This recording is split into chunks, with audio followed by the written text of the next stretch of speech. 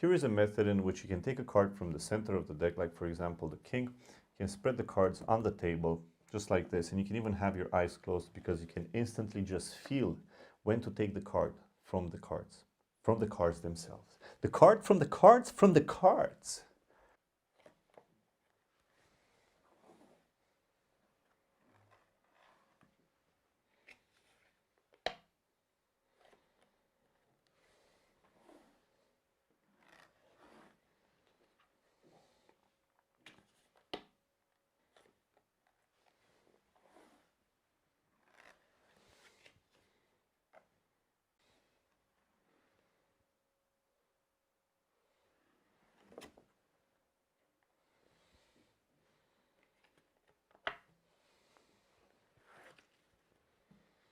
Here is a method in which you can steal the top card of the deck using the card box. Now, at its core, I have always used this as a way of revealing that the card has actually arrived in the card case itself.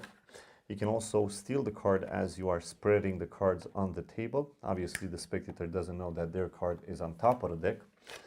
And you can just do it in the same way. Slow is better than fast. But you can also use it in a different way. For example, you have the card on top of the deck, and for some reason you place the card box on top of the cards. You find your own motivation, and then you ask the spectator to just give the deck a nice cut. As you do this, you steal the card. Now you can leave it right over there as they don't pay attention, or after you have stole it, you can just drop the card case and have it in your left hand for later to be produced from a different position. Now let's say you don't want to use the card box for this. There's actually a more creative way in which you can use the cards themselves in order to do the palm. You're going to do a cross-cut force, yes. Now you have your 6 of hearts on top of the deck, but you don't want to reveal it yet. So what you do is you steal the card just like this. They take a look at their next card, which is the king of diamonds in this case.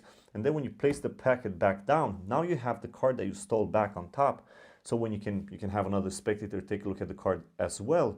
They see the 6 of hearts, the other person saw the king of diamonds, so they have different cards each other. This is the boxing palm. I hope you guys have a lot of fun with it and enjoy. See the card selected from the deck, like for example this one. Now the idea is that this deck is in itself a computer, so we can actually make the computer stop at your selection by giving it a shuffle. And in the process of shuffling it, you can see that it stops by itself at a certain point where your card is.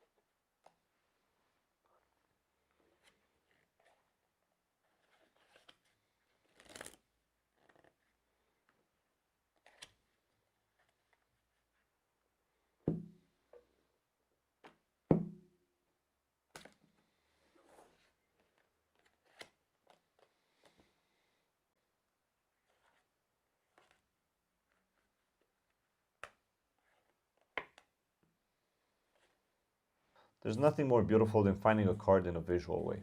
Actually, it's probably like a million things that are more beautiful, but check this out. This is pretty neat. We can just flick that card out of the deck, just like that.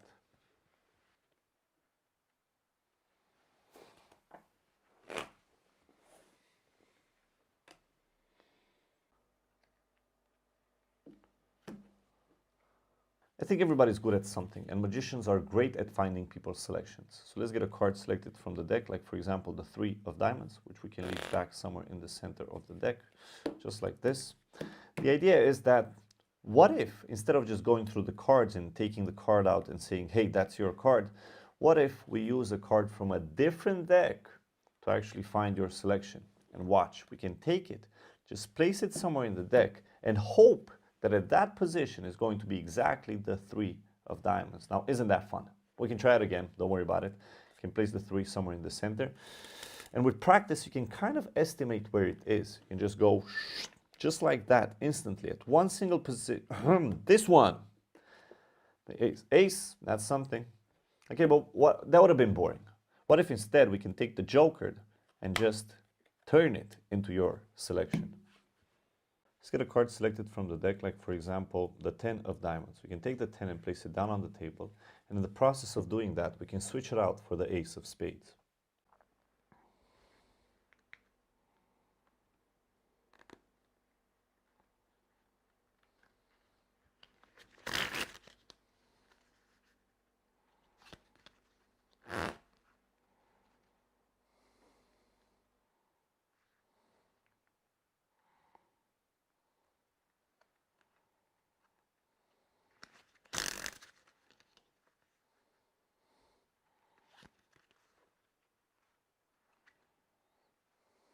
Here is my work on the continuous lift shuffle. Here's how it looks when done with multiple packets. At the same time, the deck is completely maintained in the same order. Then you can actually do it with face up, with the cards face up as well, and have the card change. And what you're basically doing is displacing one card from the top to the bottom. And at the same time, the whole deck is maintained in full deck order. Now, because you can do the lift shuffle continuously, you can stop at any point just like this, and you can get a break, and talk with the spectator, and then at any point you can just cut the cards and cut them back in the same position. You can do the same thing face up, which makes it even more beautiful because you can stop at a certain point in the deck, and it doesn't even look as if the cards are arranged in stack. And then I can just cut the deck at that position and return the cards in their initial order. I think you're familiar with the overhand shuffle, right? Now, there are magicians that can just cut at aces just like this. But I don't want to do that. Actually, what I want to do is shuffle the aces to the top. And that means that every time I overhand shuffle like this, one of the aces is going to arrive at the top. That's the ace of clubs. Now, the other ace is the ace of hearts. And the last one would be the ace of spades. Now, this is all fine and nice. But what's even more beautiful is when you find out that all the four aces are still here. And not only that, but the rest of the deck, it's still arranged in full deck order.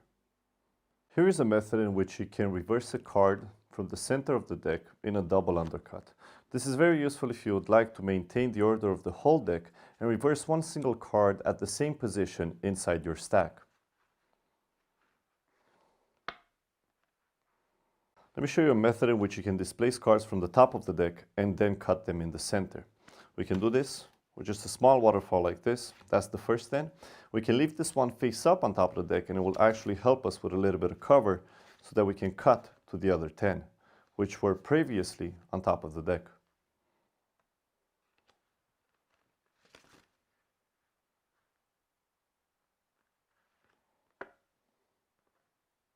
Let's get a card selected from the deck, like for example this one. We can leave it in the center, and I'll show you how you can just reverse it using a spring, just like this, the 5 of spades.